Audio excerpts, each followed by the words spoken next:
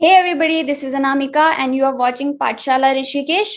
आज की वीडियो में हम बात करेंगे एसएससी से रिलेटेड कुछ एग्जामिनेशन के बारे में। जैसे कि आपने देखा होगा, हम ऑलरेडी इस पे 2 वीडियोस बना चुके हैं।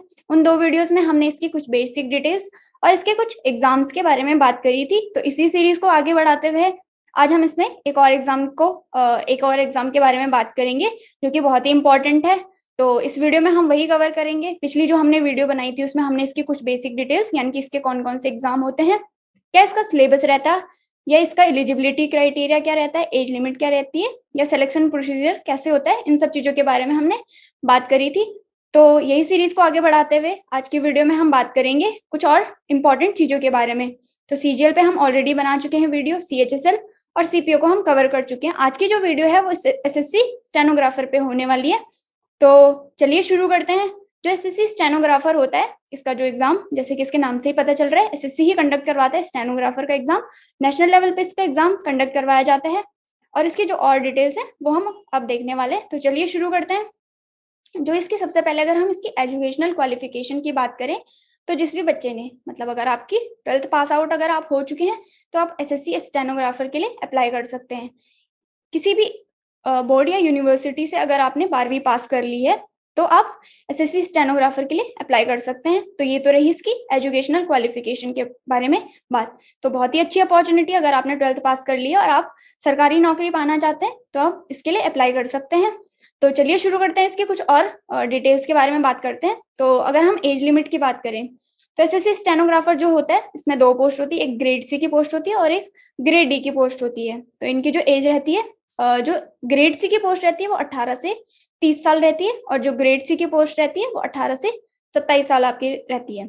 ये जो नोटिफिकेशन है 2020 का है, तो इस डेट को आप कंसीडर ना करें, क्योंकि जो लास्ट नोटिफिकेशन आया था वो 2020 का आया था।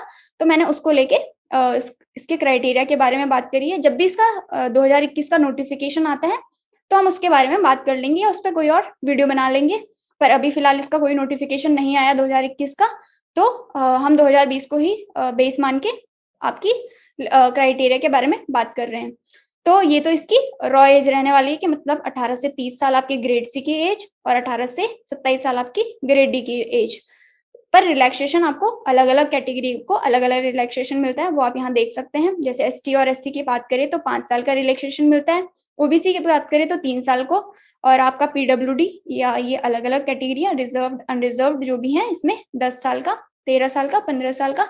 या फिर आप ये चार्ट देख सकते हैं कि कैसे कैसे आप जिस भी कैटेगरी से बिलोंग करते हैं आप देख सकते हैं कि आपको कितने साल का रिलैक्सेशन मिलता है।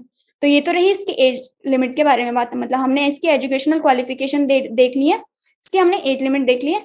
आगे हम बात करेंगे इसके स्कीम ऑफ एग्जामिनेशन की। बहुत ही इंपॉर्टेंट है, मतलब आपको देख के चलना होगा कि कैसे कैसे इसका एग्जाम होता है, मतलब क्या इसका एग्जाम पैटर्न रहता है। तो अगर मैं एक बहुत ही अच्छी बात बताऊं कि अगर कोई भी नॉन मैथ्स बैकग्राउंड के स्टूडेंट है या किसी की मैथ्स भी वीक है या किसी को मैथ्स पढ़ना अच्छा नहीं लगता, तो उसके लिए स्टेनोग्राफर का जो एग्जाम होता है वो बेस्ट होता है।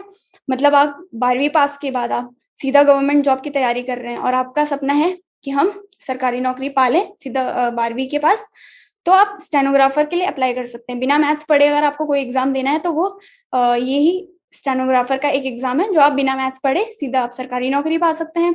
बाकी तो आपको वैसे पता है कि एसएससी का सिलेबस क्या रहता है, चार्ट सेक्शन सब में आते हैं, लेकिन स्टेनोग्राफर एक इकलौता ऐसा एग्जाम है जिसमें कि मैथ्स नहीं आती है। तो चलिए इसके सिलेबस के बारे में बात कर लेते हैं।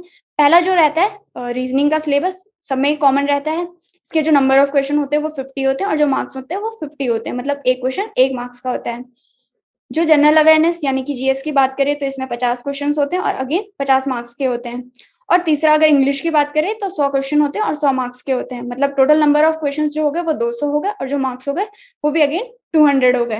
और जो इसकी ड्यूरेशन होती है वो 2 आवर की होती है, मतलब 2 घंटे बहुत होते हैं इस एग्जाम को करने के लिए। मतलब अगर आप लगा लें कि अगर आप 50 मिनट में भी रीजनिंग करते हैं, 50 मिनट में आप इंग्लिश करते हैं और आपके पास तब भी 20 मिनट आपके पास जीएस के लिए बच जाएंगे, जो कि बहुत ज्यादा होते हैं 20 मिनट 50 क्वेश्चन करने के लिए। तो टाइम की इसमें कोई भी कमी नहीं रहने वाली और मैथ इसमें नहीं आने वाली है, तो आप इसका सिलेबस इतना टफ नहीं होने वाला है। मतलब अगर आप बिना मैथ्स के एसएससी का कोई एग्जाम क्लियर करना चाहते हैं तो आप स्टेनोग्राफर दे सकते हैं। जो नेगेटिव मार्किंग होती है अगेन 0.25 की होती है, यानी कि अगर आपके 4 क्वेश्चन गलत होते हैं तो आपका 1 मार्क्स डिडक्ट होता है।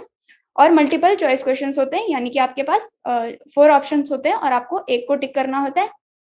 कंप्यूटर बेस्ड आपका टेस्ट होता है सीबीटी, यानी कि ऑनलाइन टेस्ट होता है और ये आपको 3 सेक्शन होते हैं।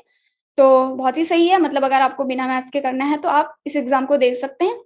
तो ये तो रही इसके एग्ज़ाम पैटर्न के बारे में बात। अगर आपने पहला जो टियर है, जिसमें हमने 3 सेक्शन के बारे में बात करी थी, अगर आपने ये क्लियर कर लिया, मतलब आपको एग्ज़ाम देना होता है, उसके कुछ टाइम बाद आपकी आंसर की आती है और देन आपका रिज़ल्ट डिक्लेयर होता है। अगर आपने मेरिट क्लियर कर दी, तो आपको जो स्किल टेस्ट के लिए बैठना होता है, मतलब आपका दूसरा टियर कंडक्ट करवाया जाता है।